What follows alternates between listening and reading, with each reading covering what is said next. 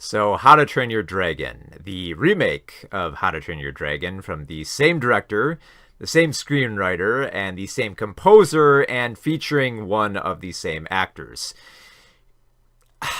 I can't bury the lead here. This is one of the most pointless remakes because it is, and I'm sure like this film will probably get a lot of praise just because it's much different from like Disney's live action remakes of their animated films, and the fact that that it doesn't really change anything. Because I know a lot of people don't like the Disney live action remakes because they change so much from the animated source material, and I don't really agree with a lot of their changes either. But I will give them credit for at least trying something.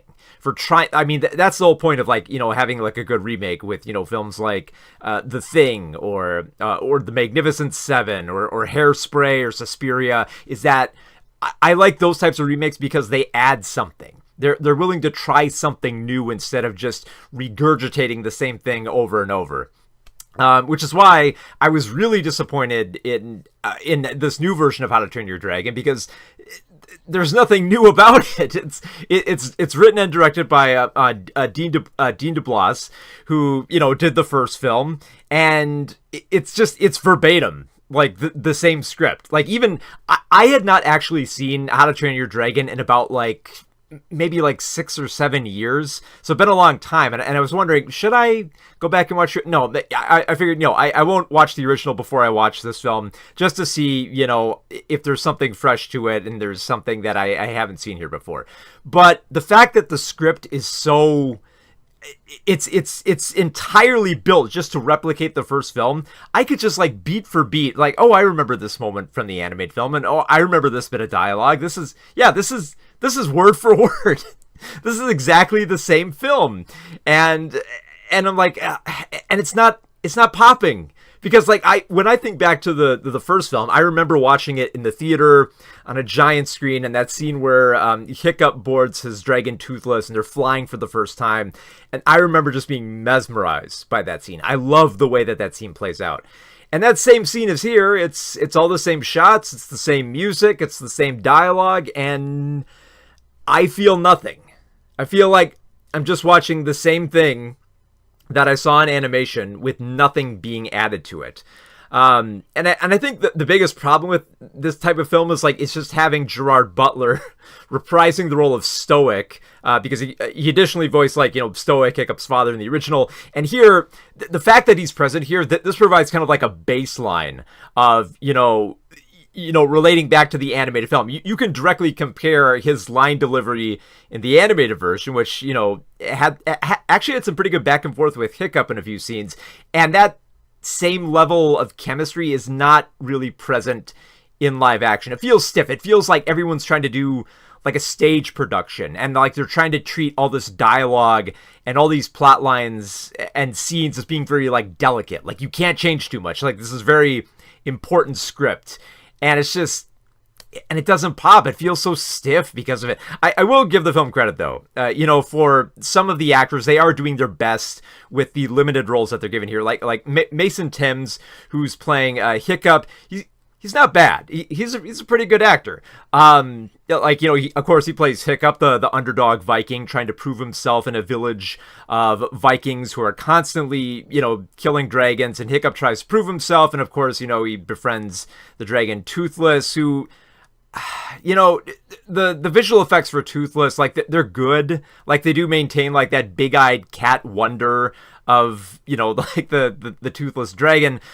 But, and it's like, it's an okay transition, but it doesn't have that, it doesn't have like that distinct nature that the first film had, where it's like, oh, this is a different type of dragon. I think the fact that, you've seen Toothless before, you have an idea of what makes him cute and what makes him fun, and they're replicating it here in like a CGI that's built to be composited into live action, and it does a decent job making a transition, but it also doesn't have much of any extra character to it. Like I said, the whole point of what makes a great remake is just that you add something new to it. And I think it was probably a mistake handing this film back to Dean, because it's really just him taking the original script and just,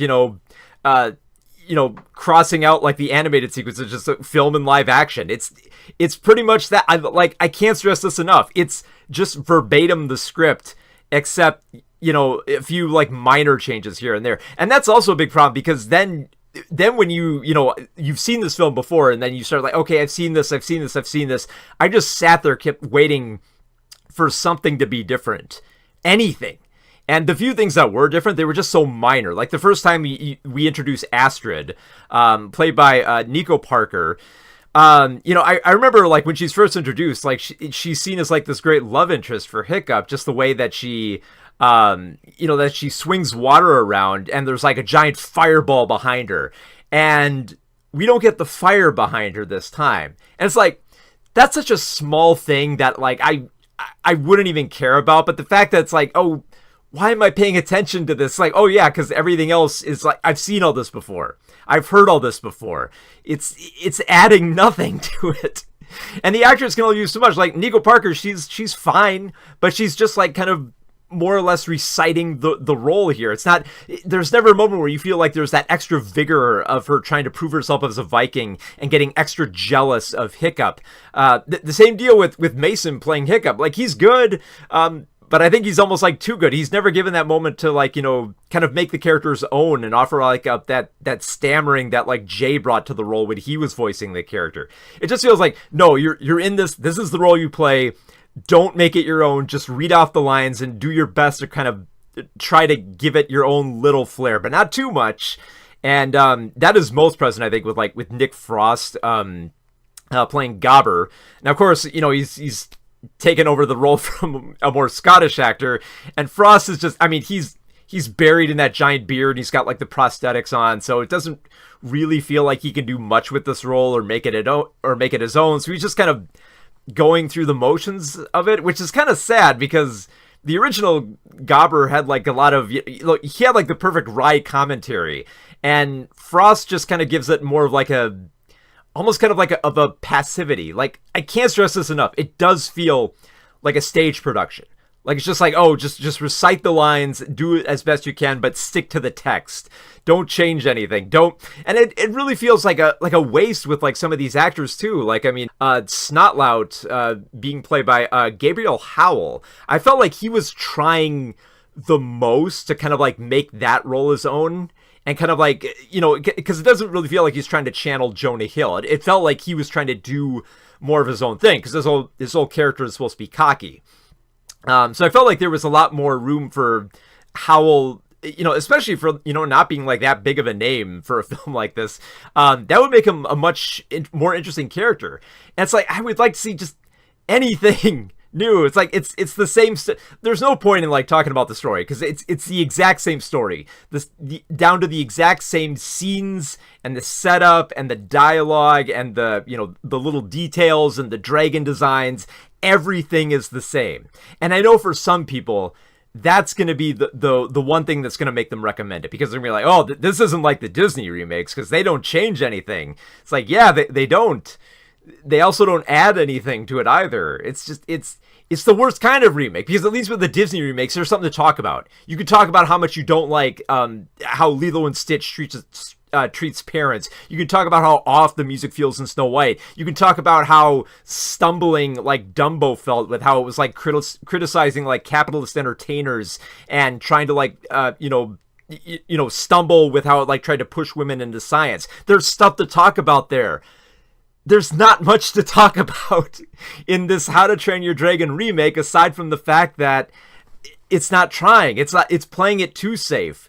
And I know that for a lot of people that'll be fine, especially if you've never seen the animated film. You will probably like this. But once you go see the animated version, you'll realize, oh, yeah, this live action version is just, directly replicating and not adding much of anything to it. It's like, just like Dean is just kind of wasting this chance to go back to his story and try to explore something more with it, do something different, try out new designs, try anything.